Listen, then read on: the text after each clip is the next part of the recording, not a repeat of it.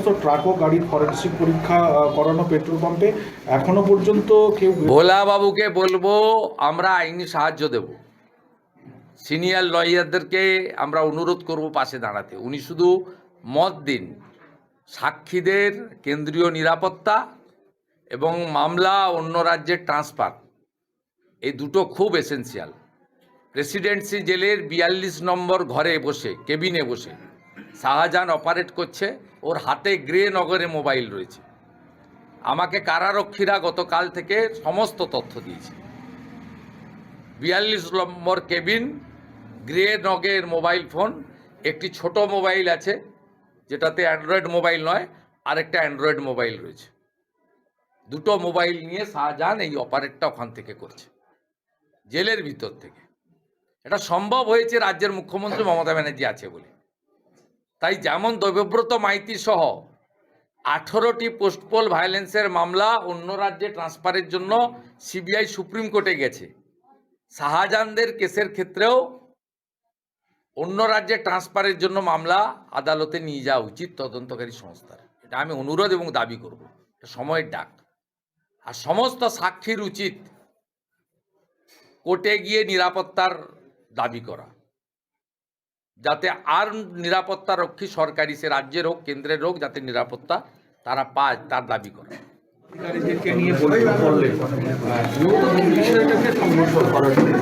না না, এটা তো আজকে সাধারণ সভা আছে না, সাধারণ সভা আছে আজকে, সেই কারণে আমি তো পঞ্চায়েত সমিতিরও মেম্বার বিধায়ক হিসেবে। আমাদের 6টি গ্রাম পঞ্চায়েতের প্রধান আছে, পঞ্চায়েত সমিতি বিজেপি পরিচালিত। তা আমাদের সাধারণ সভার আগে গত 2 বছরের কার্যপদ্ধতি আলোচনা হলো। সীমাহীন অসহযোগিতা আছে প্রশাসনের, এবং পঞ্চায়েত সমিতি 2008 থেকে 11 সিপিএমের সময়ও আমরা চালিয়েছি।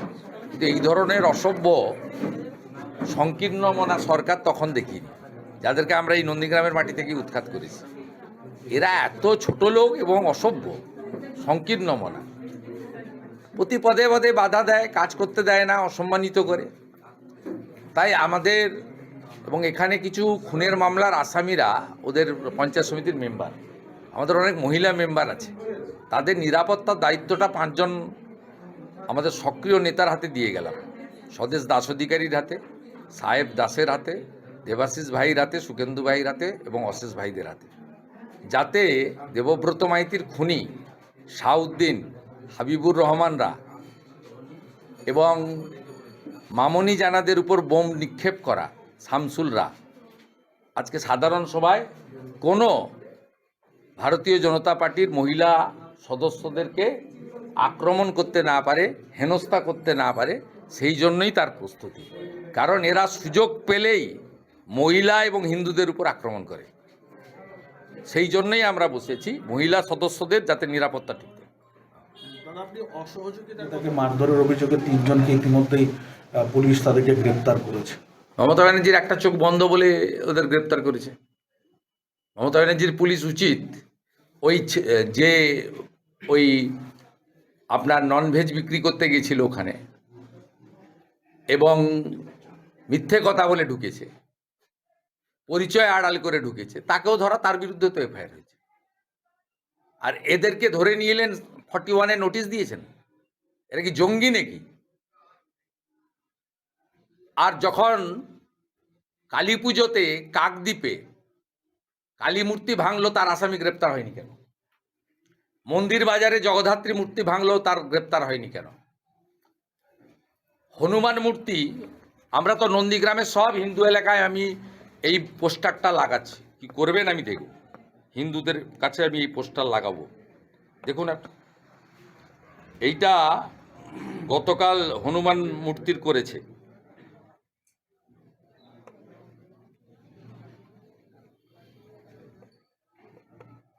দেখুন, গ্রেপ্তার হয়নি কেন?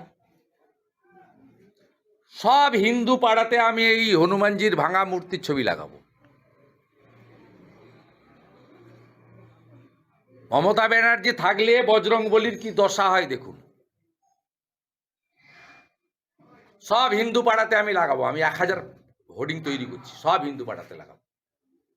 মমতার একটা চোখ বন্ধ, পুলিশের জন্য এই ধরনের বিধর্মী মৌলবাদী জিহাদিদের উৎপাত। এই জন্য পশ্চিমবাংলায় হিন্দু মুসলিম সম্প্রীতি নষ্ট হচ্ছে। এই জন্য হুমায়ুন কবিরের মতো মৌলবাদীরা বাবরের নামে ধর্মীয় স্থান করার সাহস পাচ্ছেন। আমি তো বারে বারে বলেছি, যত খুশি ধর্মীয় স্থান করুন, হিন্দুরা মন্দির বানাবে স্বাভাবিক, ইসলাম ধর্ম যারা মানেন মসজিদ বানাবে স্বাভাবিক, খ্রিস্ট ধর্ম যারা মানেন গির্জা চার্চ বানাবে স্বাভাবিক। কিন্তু বাবরকে, বাবর হানাদার, বাবর ধর্ষক, বাবর লুটেরা, বাবর হিন্দু মেয়েদের কে কেটেছে, হিন্দুদের কেটেছে, হিন্দু রাজাদের জমি সম্পদ দখল করেছে।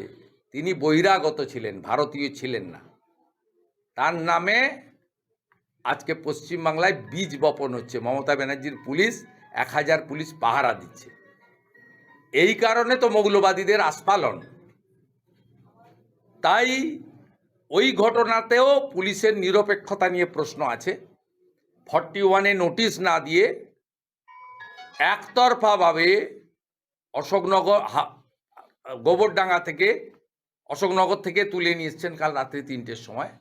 আমি পূর্ণ আইনি সাহায্য দেবো এই ছেলেদের। আমি বিরোধী দলনেতা এমএলএ হিসেবে নয়, আমি একজন হিন্দু হিসেবে মমতার পুলিশের দ্বারা আক্রান্ত হিন্দু ভাইয়ের পাশে দাঁড়াবো। আপনি কিচ্ছু করতে পারবেন না। আমার ধর্ম আগে, ধর্ম রক্ষতি রক্ষিত, এটা আমাকে গীতা শিখিয়ে দিয়ে গেছে। হিন্দুর পাশে দাঁড়ানো একটা হিন্দুর কর্তব্য। এর সঙ্গে রাজনীতি নেই, কোনো পদ নেই, এর সঙ্গে কিচ্ছু নেই। সুপ্রিম কোর্টে দেশ থেকে বিদেশ, জেলা থেকে ব্লক, রাজনীতি, খেলা, বিনোদন সমস্ত খবরে টাটকা আপডেট পেতে সাবস্ক্রাইব করুন আমাদের চ্যানেল হলদিয়া লাইভ।